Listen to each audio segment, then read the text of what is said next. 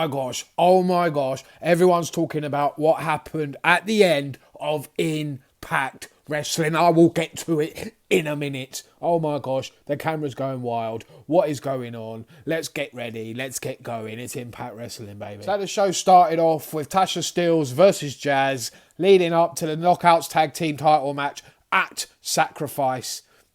A decent match. Come on, Jazz, not in her prime anymore. This isn't prime Jazz, ECW Jazz. This is 20 years on Jazz, and for me, she can't be winning the Knockouts Championships, not with Jordynne Grace. Tasha Steelz, Kiera Hogan are a fantastic team. Keep the belts on them. Shera, Raju, Storm, Sabin. Now, Storm and Sabin, fantastic legends of Impact, TNA, whatever you want to call it. Former tag team champions in their own teams, but not for me as together, Sabin and Storm. I'm not seeing it. I'm not feeling it. Shera Raju lost the match. Later on in the show, you see Shera manhandling Rohit Raju.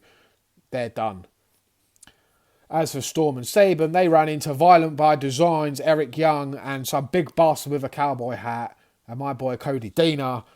They got the shit kicked out of them. So Trey Miguel's protege, whatever you want to call him, Sam Bill, what a name, got squashed by Trey Miguel. But the story was he was being groomed by Sami Callihan, one of the best characters in wrestling in my opinion. Don't like all this hokey disappearing crap that he's doing, but I liked everything else in this story and how they are building up between Trey Miguel, Sami Callihan. There's going to be a match down the line. They're obviously trying to elevate Trey Miguel. So contract signings are not my cup of tea. I absolutely hate them in wrestling. Overdone, boring, filler crap. But this one was actually quite entertaining. Man going on like Jim Leahy, all four of them getting absolutely pissed on the whiskey. 0.10. Time for a little drinky poo. Cheers, genitals.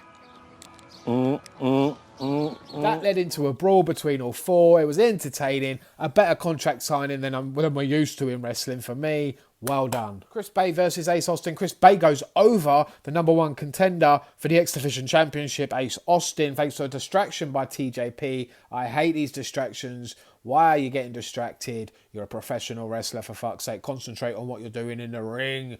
I hate that wrestling bullshit when they do that. For me, Ace Austin shouldn't be losing in the first place. They should be making him look strong, leading up to his match with TJP. Bad booking there for me. Another one I'm done with is ODB. How long has she been around for, man? No, why is she in the title picture? Susan, on the other hand, that girl's got range. She's got range. The different characters she's played.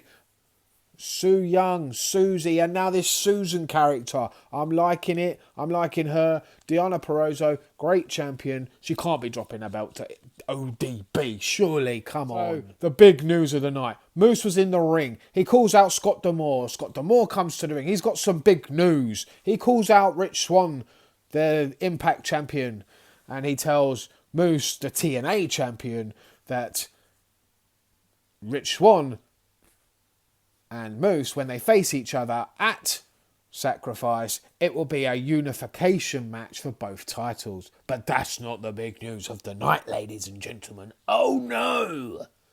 Because the winner of that match will go 1-on-1 with the cleaner, the AEW World Heavyweight Champion,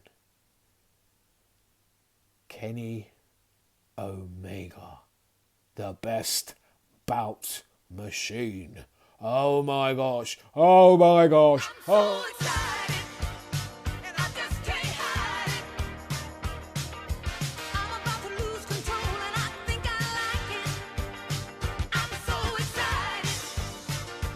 Thanks for watching, guys, and I will see you next time.